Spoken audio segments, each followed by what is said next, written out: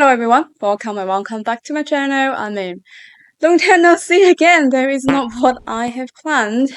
I was originally planning to ride a wave over the Paris Summer Olympics by covering a case that involved a female victim who happened to be an amateur black belt martial artist. The idea was to tie the case to the current hot topic of gender issues in sports, but as I was writing, I started feeling uncomfortable with the approach. I felt like I was exploiting the victim's suffering for attention, so I scrapped that idea and picked a different case. Then my day job got in the way. Then I've also been thinking about how to create my short Chinese videos, which delayed the script for this long case video. And it's just quite a lot of things happen at once. Well, enough about me. Today, we are going to talk about a twisted male serial killer who operated in China, responsible for the death of as many as 17 teenage victims, also males. And he said he was inspired by the movie Killer's Romance, which is adapted from the comic Crying Free Man. Basically, a story about a lonely male killer who's killing against his heart, and he fell in love with a female artist. Both have a romantic story. So, how is it related to this 17 male victims to a male killer? Was he a homosexual? Without further ado, let's roll back the time to the year of 2003. It was April 2003 in Henan province in China. A middle-aged woman was wandering aimlessly down the street. Her face was pale and her eyes were dull. She held a photo in her hand and occasionally stopped passers-by, holding the photo up to them with a hopeful look on her face, asking, "Have you seen this child? Have you?" Some people glanced at the photo, shook their heads, and continued on their way. Others, thinking she was mentally unstable, simply avoided her altogether. A young man with a small build and a plain face, except for his distinctively sharp triangle eyes, approached from the east. The woman saw him and rushed over, holding up the photo. "Have you seen this child?" The young man glanced at the photo and thought, "Seen him? Of course, I have seen him. We've been—" "No, I haven't." He shook his head, walked around the woman, and continued his walking. When young girls go missing, it's often traffickers taking them to remote areas to marry them off, right? But what about boys who are 17 or 18? Maybe they are being sent to work in illegal brick kilns. Then again, some say those places prefer to take people with mental issues. Or maybe they're being lured to places like Guangzhou or Shenzhen to make big money. By November, 3 boys around 20 years old had also vanished without a trace. 17-year-old Adam was a local boy. After graduating from middle school, he moved to the city with his parents who ran a small business. He recently returned to the county to visit his grandparents. But instead of spending time with them, he spent most of his time playing computer games at an internet cafe. Adam was so engrossed in his game that it took several calls for, "Hey, little boy," from the young man sitting next to him before he responded. The man had been chatting with someone online and needed help typing a word. And Adam himself had no idea how to type it either. But that guy with sharp triangle eyes quickly forgot about his online chat and started talking to Adam instead. "Besides the city, where else have you been?" the man asked, taking a drag from his cigarette. "I'm always helping my parents with business, so I don't have time to go anywhere. Even if I had time, I wouldn't have the money. I'll take you out for fun. How about that? My parents work in a bigger city and just sent me some money." Adam, yeah, he's quite interested about that. Look at a small man. He was taller and bigger than him, so what was there to be afraid of, right? Adam thinks to himself. Besides, the guy was the one inviting him, not the other way around. Sure, when do we go? Right now, but we need to stop by my house to get the money. As it was the beginning of the 21st century, people use cash. And just like that, they left. 10 minutes later, Adam followed the man onto a minibus headed for a village. That village was about 20 kilometers from the county. After a 30-minute ride, they got off the bus. The paved road soon turned into a muddy, uneven path as they walked for another 20 minutes. Finally, they stopped in front of the county yard. The man said they had arrived. As soon as they stepped into the yard, Adam felt a strange sensation, like a chill running through his body. He thought it was just the cold, since winter was approaching, but there was also a strange smell in the air. He noticed an old outhouse in the corner of the yard and figured the smell was coming from right there.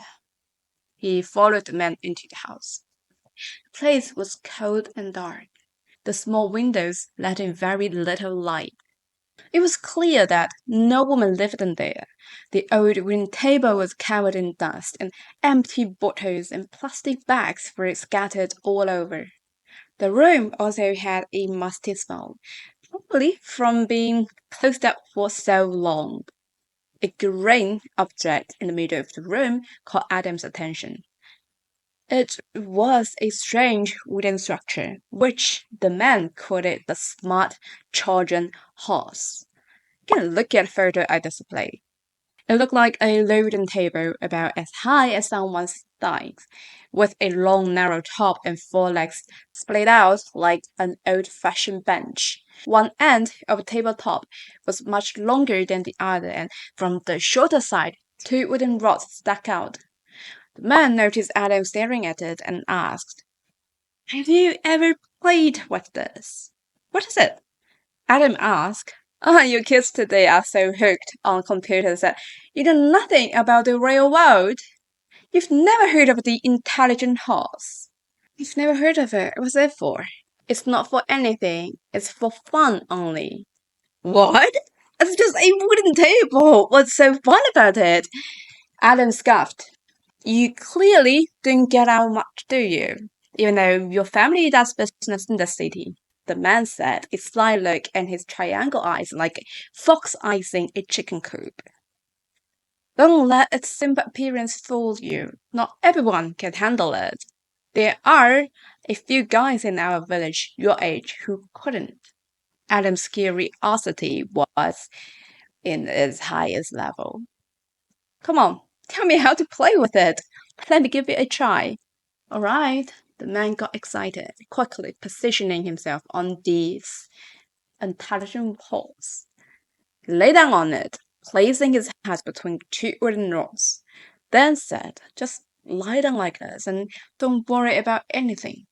Just listening to my instructions and you will see how amazing it is." This seems pretty simple, Adam thinks, following the man's instructions and sitting on the wooden intelligent horse. The man muttered, "The hard part comes later." Then he helped Adam lie flat on the structure, placing Adam's arms by his sides. Suddenly he pulled out a rope from somewhere and tied Adam tightly to this smart horse. Gosh, he tied him very strangely tight. Adam tried to twig his limbs, but he quickly realized he couldn't even move an inch. His nerves got jacked up instantly. Adam tried his best to stretch and lift his head and look at that guy. But before he could catch his eyes, he felt his neck was wrapped by this dirty white cloth. And that thing tightened up so fast he lost breath. Seeing that Adam had stopped struggling, the man with the triangle eyes loosened up his grip. He checked Adam's pulse and found that he was still alive. "Why wouldn't I kill him?" he thought to himself. He knew he should have finished the job quickly without hesitation. Remember the middle-aged woman he had met in April, who was desperately searching for her son. Little did she know that he was the one who had murdered them. Since then, the man with the triangle eyes had been haunted by nightmares. He often dreamed of a pale-faced woman chasing him, demanding that he return her child and pay with his life. He wondered if his own mother would worry if he had disappeared like that kid. He doubted. The thought of his mother's coldness sent a chill through him, even if it was a hot summer day. He had once been obsessed with ending life, but now he was disgusted by the idea. Killing no longer brought him any satisfaction anymore. As he wrestled with the conflicting thoughts, Adam slowly regained consciousness. Realizing he was in danger, Adam weakly pleaded, Uncle, Uncle, please, please let me go. I'm begging you. The man with the triangle eyes felt conflicted. He didn't want to kill the boy, but he knew that leaving him alive could lead to just too many trouble. Over the next 4 days, the man waved between killing Adam and letting him alive. He muttered to himself, should I kill him or not? Adam had no idea what was going on and was too scared to ask. He knew that this man had brought him to this rundown house to kill him or hurt him or damage him. The rope that had been used to strangle him left his throat too weak to call for help. Even though he knew no one would hear him. And if he angered the man by yelling, it might be the end of him.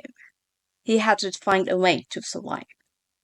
Adam repeatedly begged for his life, telling the man that if something happened to him, his family would be devastated.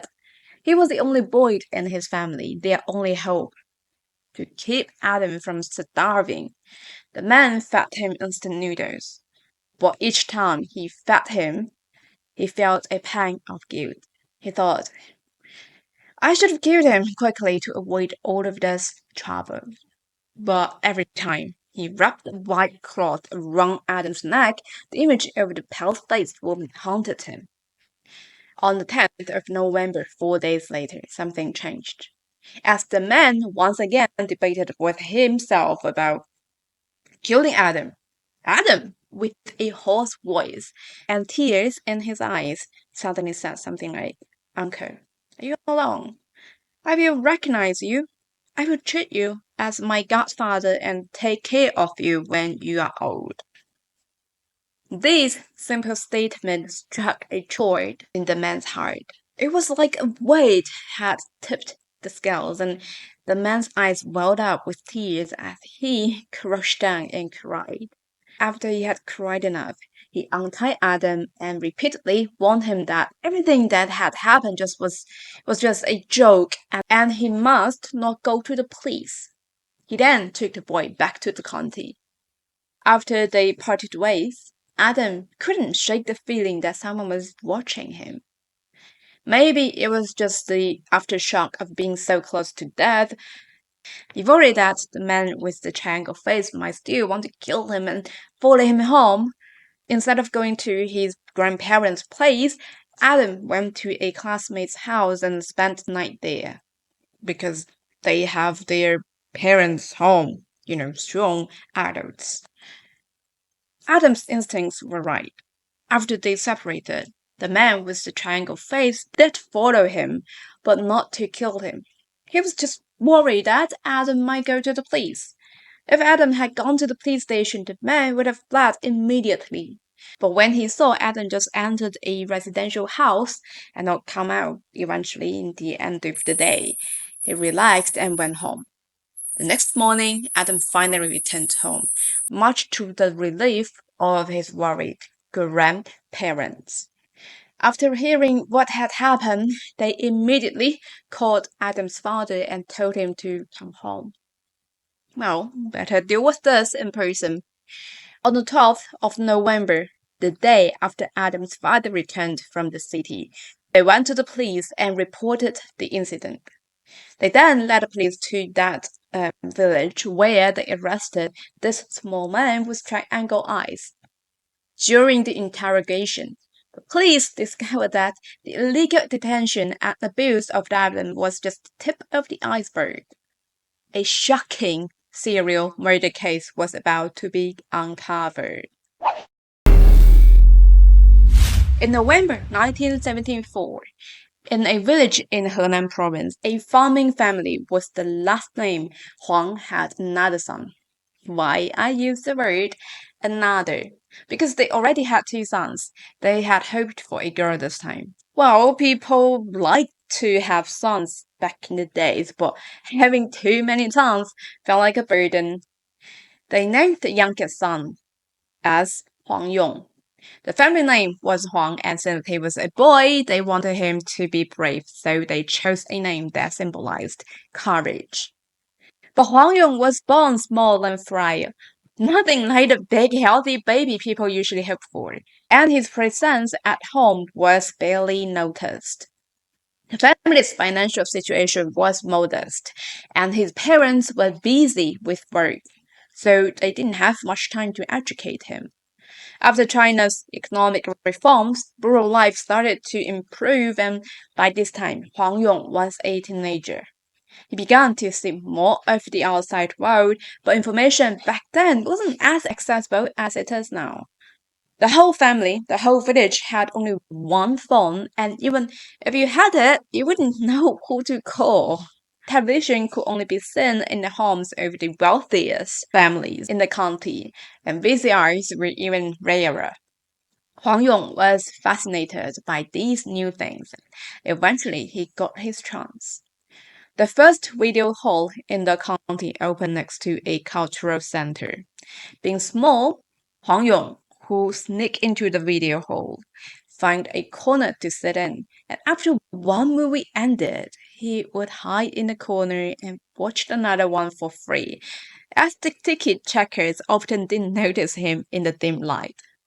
In the late 1980s and early 1990s, Hong Kong action movies were all the rage, with gunfights from start to finish, though many were low quality.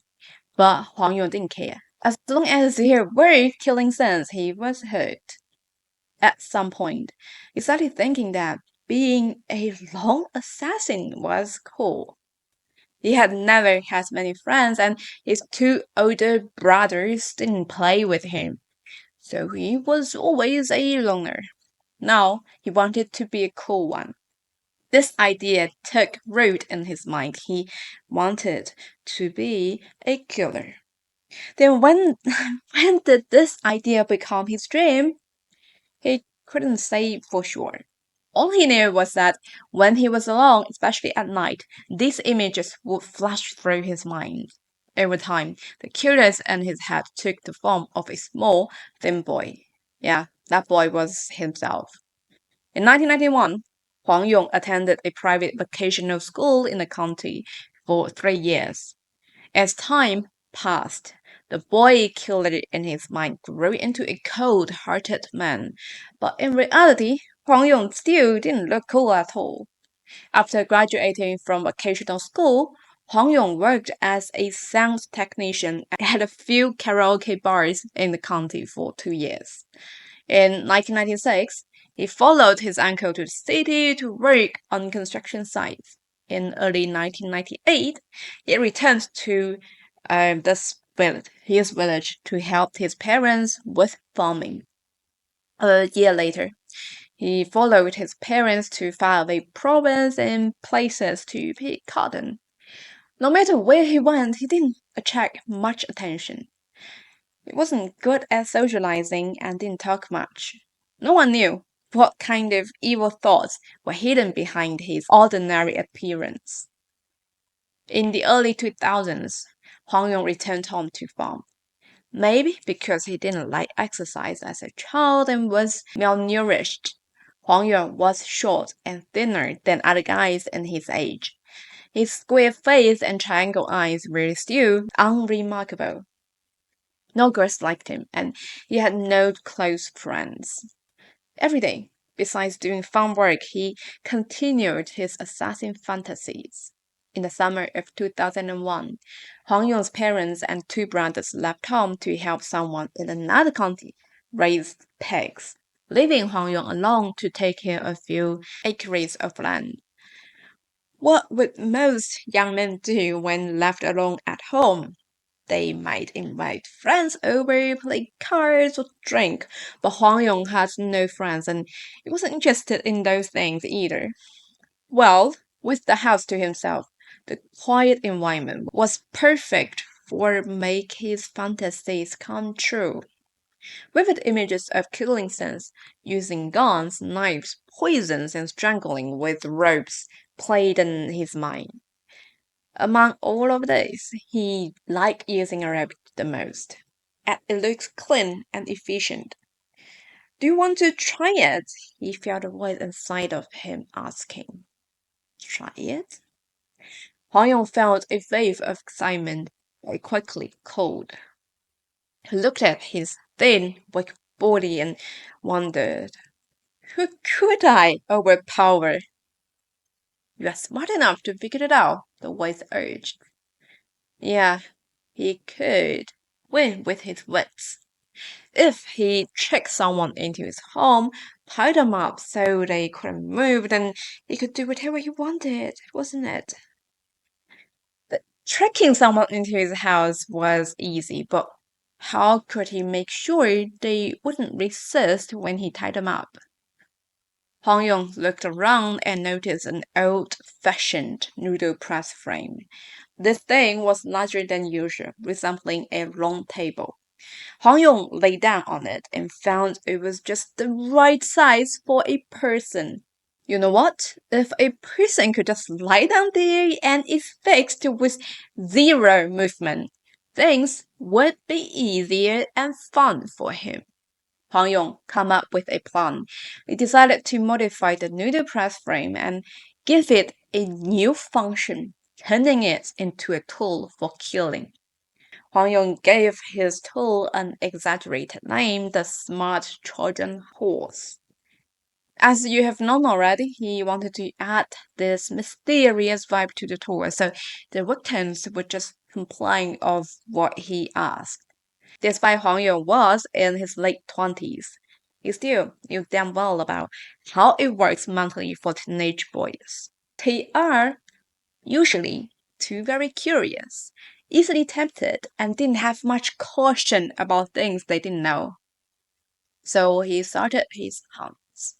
The same method we have introduced in the first chapter is actually what he often used to lure young lads to his place. It's just the invitation excuses varies from time to time. But even serial killers facing their first victim's body would make them feel, I don't know, nervous and panic, and if not clueless. It's the same for Huang Yong. When he witnessing this boy losing the last breath of his life, his adrenaline pumped in. He felt super excited, and his heart almost jumps out of his chest. His mind went blank, and all he could think of is him taking away a young guy's life, just like all the killers in the movies, cool, sharp, and decisive. Staring at the cold body, he felt more powerful than ever before. When he was young, he often heard the village elders talk about the underworld, about the judges of life, and decided how long people lived. Now he felt like he had the power too. But as the adrenaline worn off, the excitement and joy faded, leaving him feeling a bit lost and even unsure of what to do next. He couldn't remember how long he had been absent-minded until the sun went down. When he heard the neighbors turning on the TV, he suddenly came back to his senses. With the thin walls from old neighbors, it's difficult to just carry the body out without being seen by all of these nosy people. It took a while for Huang Yong to reach his bingo moment. He thought, Why not chop it off in the kitchen? That's fairly normal, right? To hearing people chopping in the kitchen when the sun just moves down. Dinner time. He thought that and he did that. His first victim was taken apart. Huang Yong initially thought of ditch the dismembered body into the wild, but he worried about the body parts got digged out by wild animals, which could cost him trouble. After some consideration, Huang Yong decided to just dig a hole and bury it in his backyard, like most serial killer in the movies. When he dealt with the body, he returned to his bedroom and really took his time to carefully rethink about the killing process, to taste it. Well, Huang Yong, unlike most sexual deviants, he was not focused on how people miserably die, but rather thinking of the killing process itself.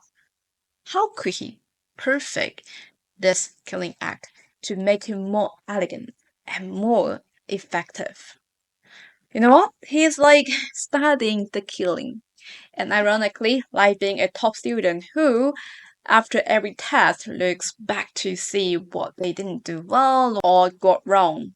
Next time, they try their new ideas to see if they are correct. With each test, they would aim to create an even better and more perfect answer sheet. And so was Huang Yong's killing skills. He improved it over time, and when everything was crystal clear, he got bored of it. In the beginning, when he tried to perfect his process of killing, he would write up this good next to his name on the door as to compliment himself. I bet he wrote it there when he felt like his killing skill had a significant improvement. Therefore, there was no more add-on later, when he felt like there was no room to improve anymore. This long asleep guilt finally woke up in him. Huang Yong got the death penalty, of course, considering how many people he had brutally murdered. However, because of the number of his victims is shockingly large, his death penalty came way too fast. It took only 1.5 months for him to be executed from when he just got arrested. Well, this outcome actually raised a huge wave in China, involved with massive speculations or propaganda, including bribe, journalist scandal. The core question was actually the number of deaths was questionable.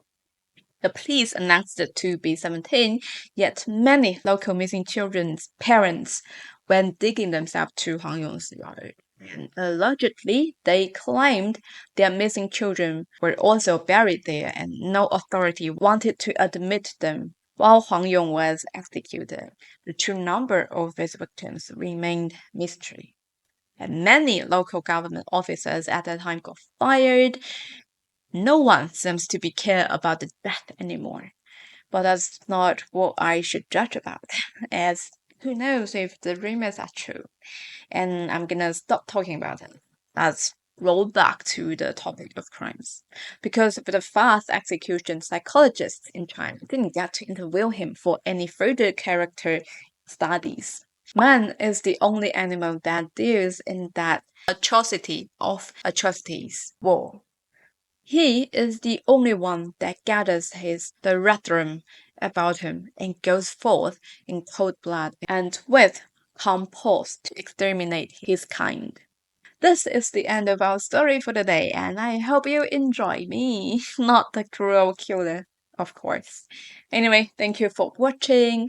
Like and subscribe so I can see you in my next video. Although I don't know when would I make it, but I will. Bye bye.